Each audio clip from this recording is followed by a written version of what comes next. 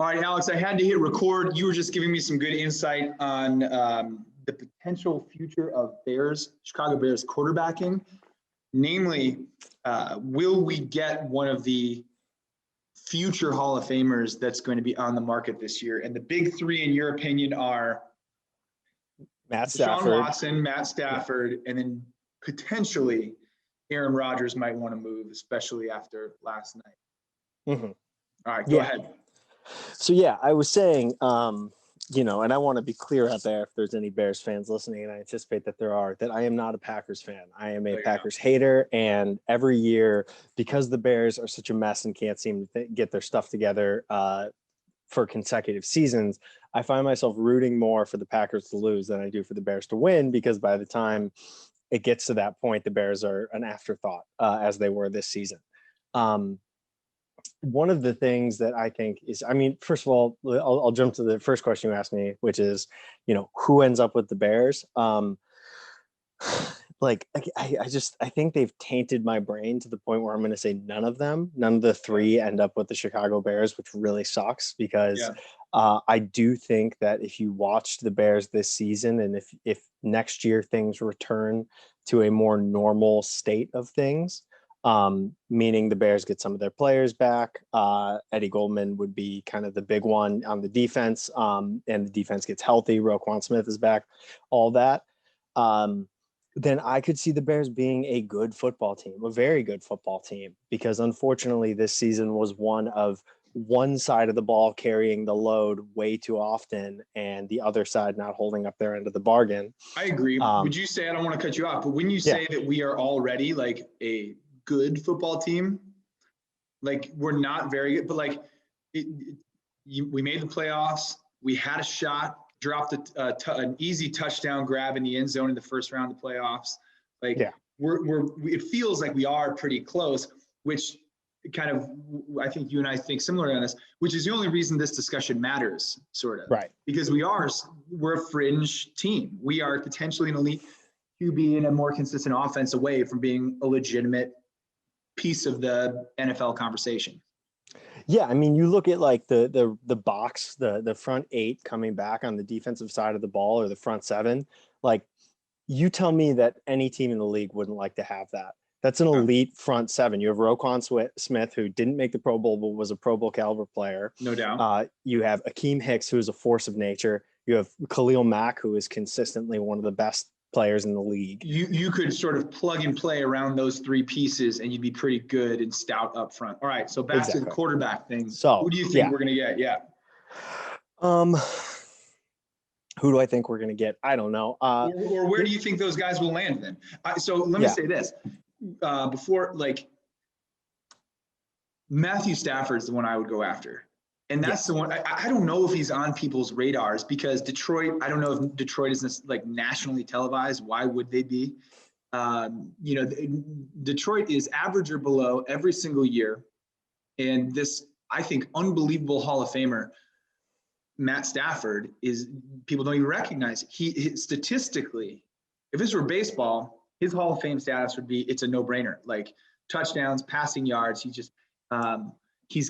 is the prototype quarterback. He's strong, big arm, all these things, very savvy and intelligent. In fact, how they say, some comics will refer to people who may not be household names as comic, like they really appreciate what they're trying to do. Yeah. They've got a great brain. Quarterbacks think of Matt Stafford in that way. He's like a quarterback's quarterback. Like, he'll look somebody off. Aaron Rodgers was talking about this the other day about Matt Stafford. He'll look somebody off and like you're playing 7-on-7, no look into the end zone, like on a rope. He just does things that are spectacular.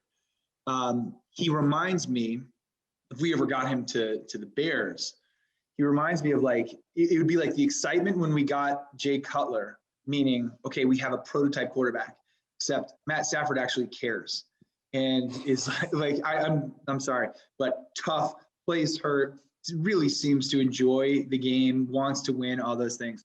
Matt Stafford would be my dreamland. Not like a dreamland, but my dream person to land for that spot. I think Deshaun Watson would be good. I'm honestly, he had an unbelievable year. His stock is super high right now. He's also been fairly injury plagued. He's a definite winner at every level he's been to. He's going to make whatever team he's on better. I believe that completely. But I also wonder do you buy high on a guy who has a history of injury? I don't know. Yeah. Well, I mean, the thing with Deshaun Watson is obviously the talent's there. Super talented guy. I think was top 5 in terms of QBR for this season. So the numbers are there to back it up too. And he was playing with, let's be honest, nobody. He had Will Fuller, who was a great a great wide receiver, but had his own injury issues. They traded away arguably the best wide receiver in the NFL for peanuts, which was its own confusing thing. But the other thing is, you look at, like, you also have to consider, what are you giving up, right? To get a guy like Deshaun Watson and essentially erase the draft, the famous draft that seems to be brought up every single time, like, you're selling the farm. And I think, as we saw with Khalil Mack, who undoubtedly has been a positive addition to the Bears, like, that comes back to bite you when you don't have first round draft picks, when you're giving up all this capital, especially because if you get Deshaun Watson and the players that you have right now, you know, it's like you're kind of saying we're in win now mindset, but we have to win now, because if we don't, we're in a really, really bad position. Right. So that's why I think Deshaun Watson, while it would be great and I would be super excited, I would buy his jersey, it would be also something that could come back to bite us. I agree. And it doesn't sound like he wants to be here. Yeah, he doesn't sound like a cold weather guy at all. I think it's Matt Stafford. Who else is on the market, just before we got to wrap this up and move on to the actual point of the podcast, although I like this conversation. Who else could potentially be on the market? You know, there's been talk from the beginning of the season that Carson Wentz's time in Philadelphia might be over. I don't know that I want him. Well, there's talk of Jalen Hurts now, because Carson Wentz, apparently the issue was that Carson Wentz didn't agree with Doug Peterson. Doug Peterson is now gone, out of a job. So maybe they keep Carson Wentz and hitch their wagon to him. If so, you have a very capable quarterback in Jalen Hurts, who actually we've talked about on the podcast before. I know you're a fan of, because the guy, while maybe not having like the traditional measurables of an NFL quarterback, whatever you want to call that, like, he wins. The guy's a winner, and he's won everywhere he's gone. Yeah, without a doubt, he has won everywhere he's gone. He's a proven winner. Here's where I'm at with that, though. I think the same way of Trubisky, kind of. I still really like Mitch Trubisky. He's a worker. He's a worker. He's a proven winner, not at the level of Jalen Hurts, but few are. But he's not a prototype quarterback. So I think, like, if we were to either stay with Trubisky, which doesn't seem like we're doing, or get a guy like Jalen Hurts, I'd be comfortable. Like, let's build our offense around Jalen Hurts. I'm comfortable with that, because he's a proven winner. He doesn't have the stock price of Deshaun Watson or Matt Stafford right now. Matt's is not super high, but I do think there's a conversation going around about, like, just how underrated he is. But Deshaun Watson, like you said, you empty the bank account fully. Jalen Hurts, you wouldn't have to empty the bank account quite as fully. You could pull him over, build around him, but you still, we need more pieces on offense. What's the name of the guy who dropped the pass in the NFC Championship game? That was Javon Wims.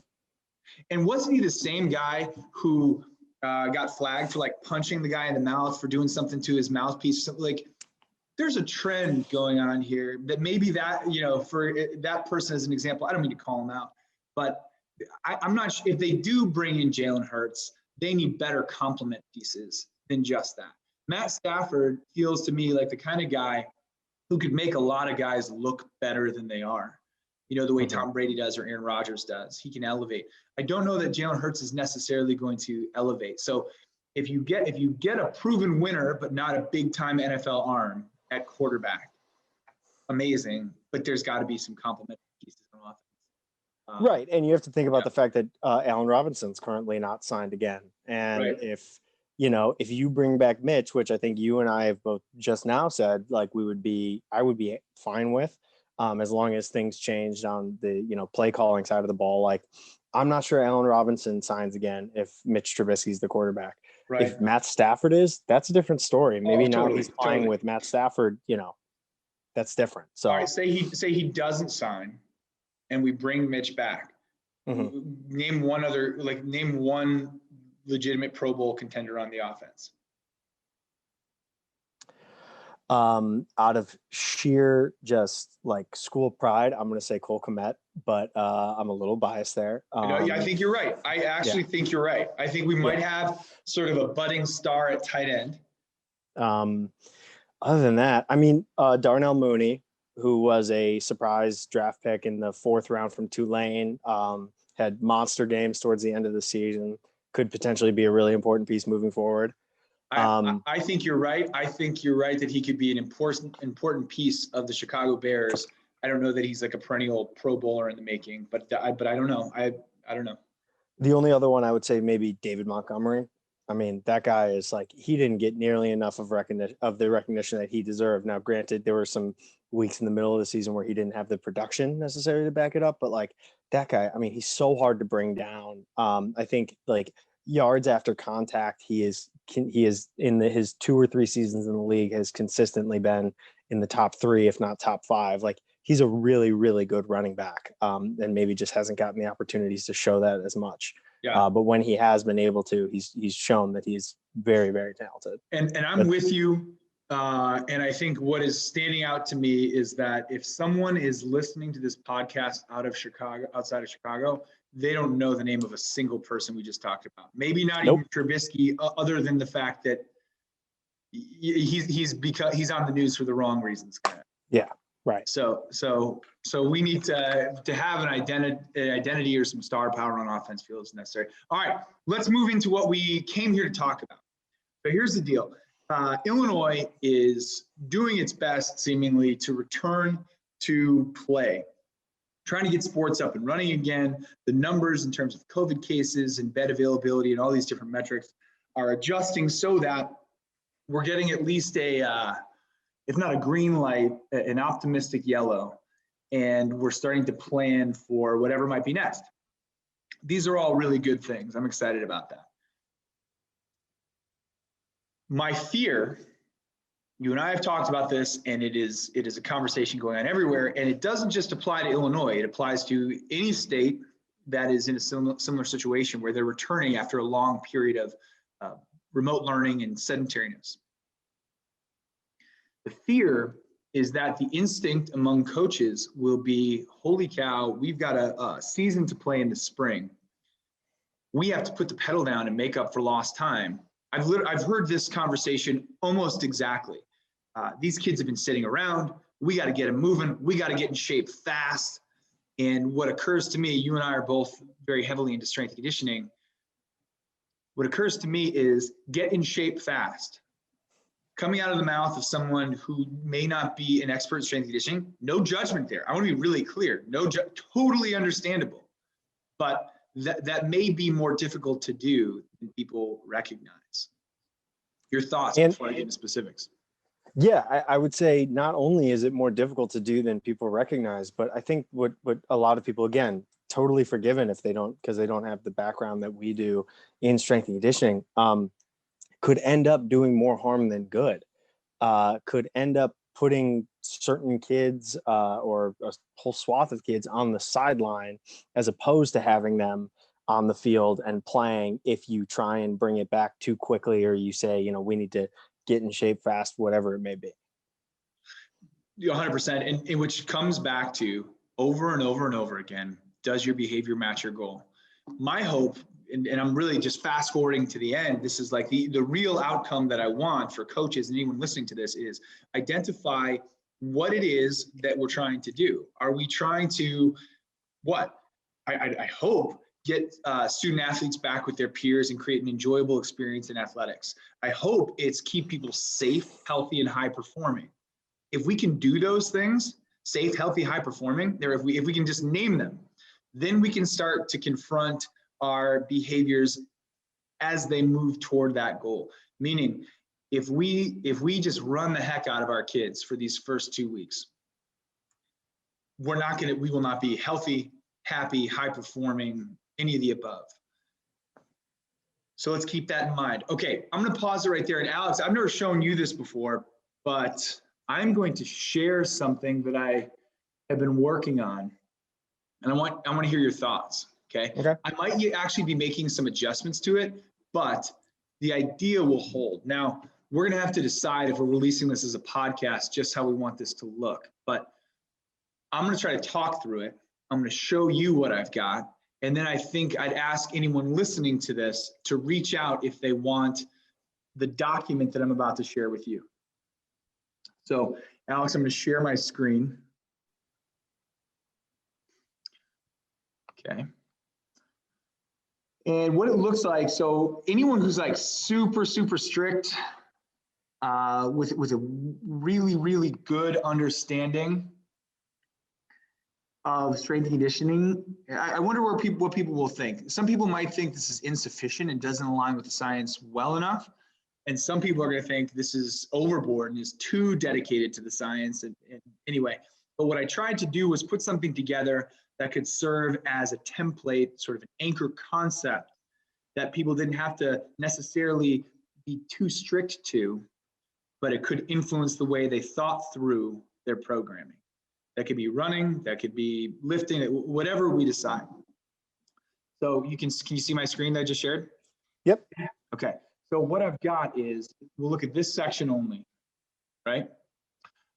You know, I might adjust these dates up top because we're actually not starting till Wednesday of next week. But the idea is we got this clearance, and the window of opportunity from the clearance to the start of the season is almost exactly the right amount of time to align with the NSCA and CSCCA return to training guidelines, which is kind of a cool thing, pretty exciting. Because the goal, the hope is to get to full speed by season. So here's what I've got over here, Alex, if you can see it. I've got this map. It's percentage of top intensity. It's broken down by week. It aligns with the 50, 30, 20, 10 rule of return to training after a period of sedentariness. And the way that I started thinking through it for people was this.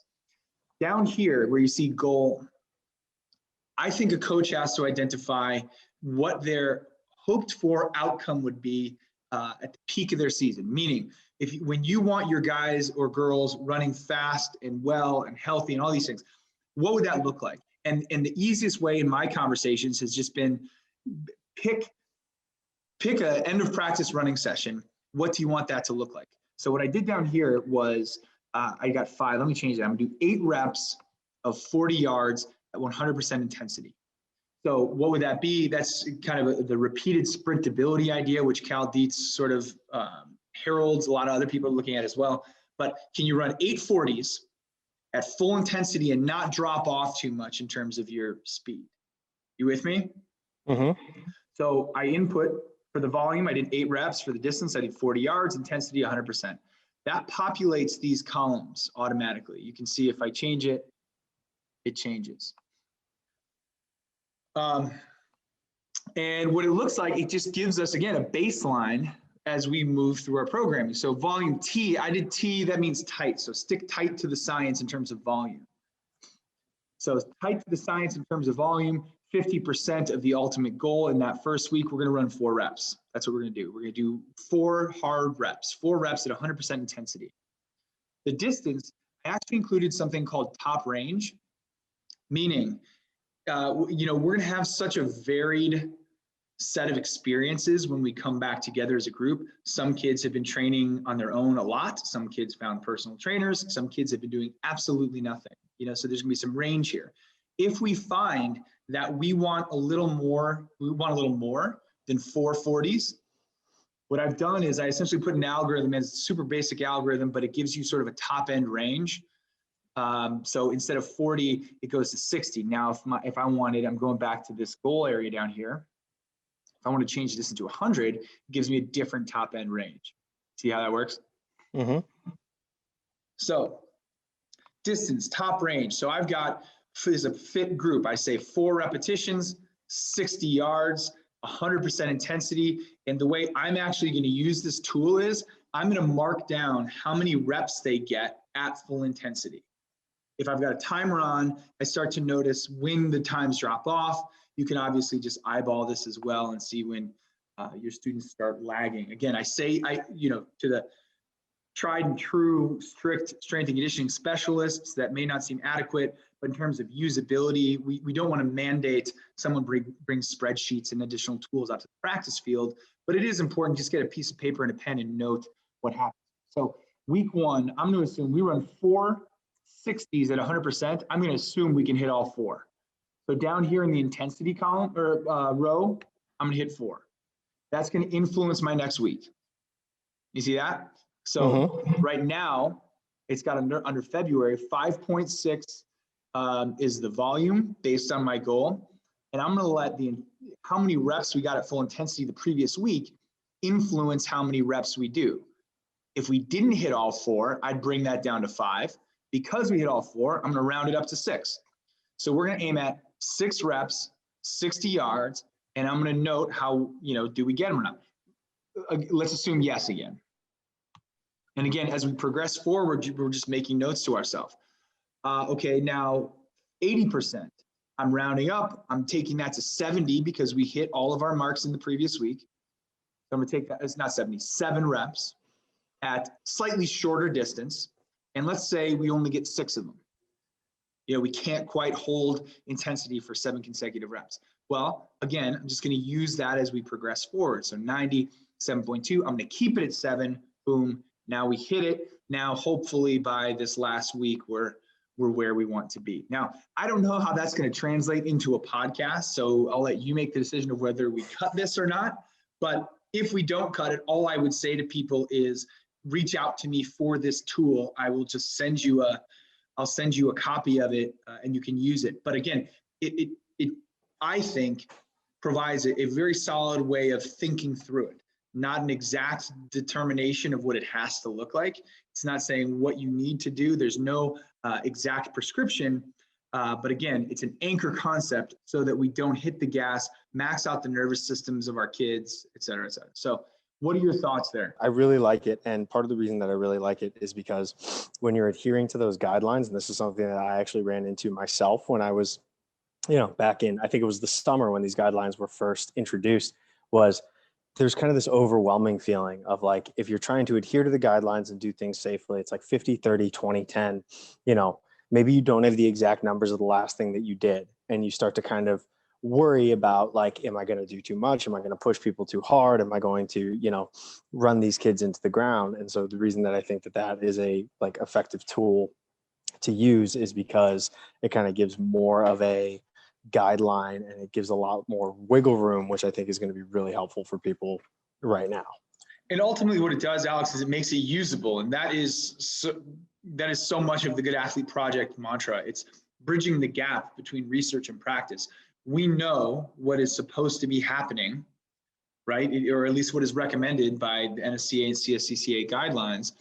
We also know that in terms of usability, unless you're at a very high caliber, probably Division I program with a set of interns to help keep track of all these GPS reports, et cetera, that it's not always usable. So we wanted to give this tool to people so that they could think through it in a way that wasn't overwhelming at all. It reminds me a lot of a concept that we've talked about before on here, which is the anchor and tether method, right?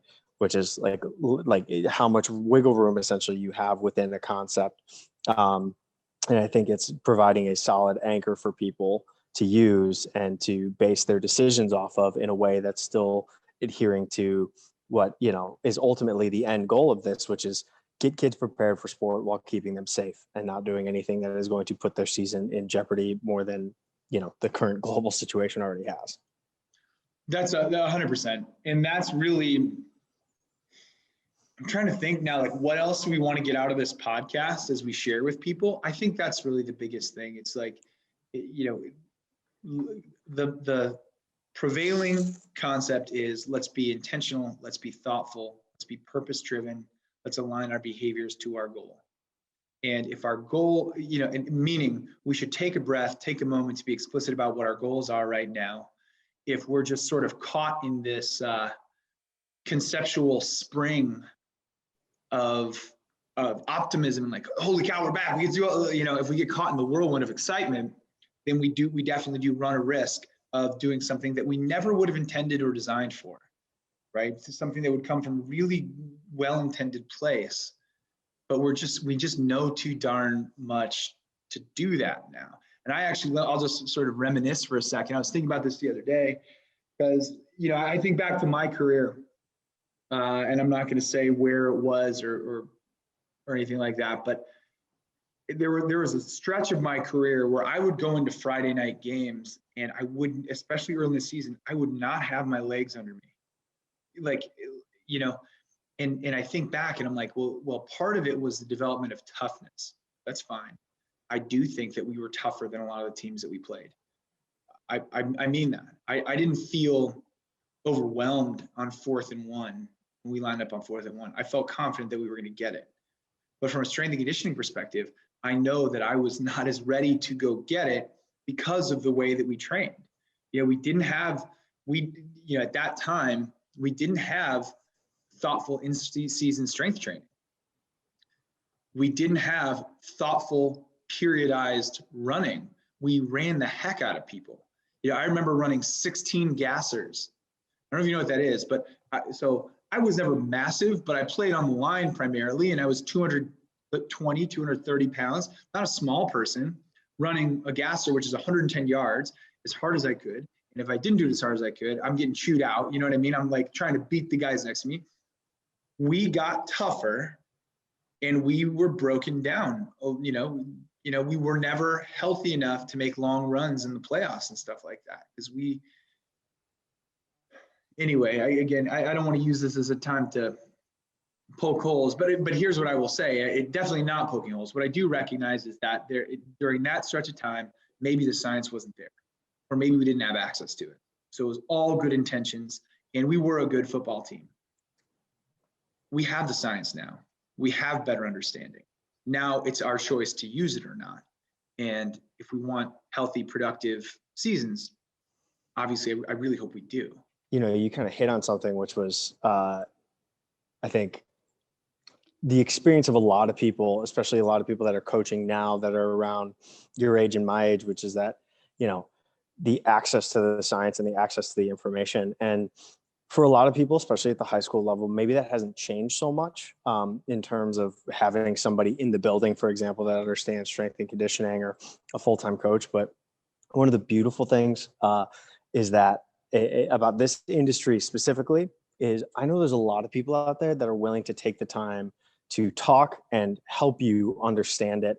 And I think social media, for all the drawbacks of it, which are, have been well documented, whether in documentaries or conversations, one of the great things is I guarantee you, I know for a fact that anybody could reach out to you or me, and we'd be happy to talk with them. We'd be happy to help them kind of figure this out and go about it in a safe way that's also going to put them in a position to be successful. But I know there's also other coaches out there on social media that we love talking about this stuff, and other people do too. And they'd be happy to sit down and kind of talk with you about what's a safe approach to this. Even if you're starting from, a very low knowledge base of strength and conditioning and of physical preparation, there are people out there who will not only talk to you about it, but help you kind of build your own program and build your own model for success wherever you are.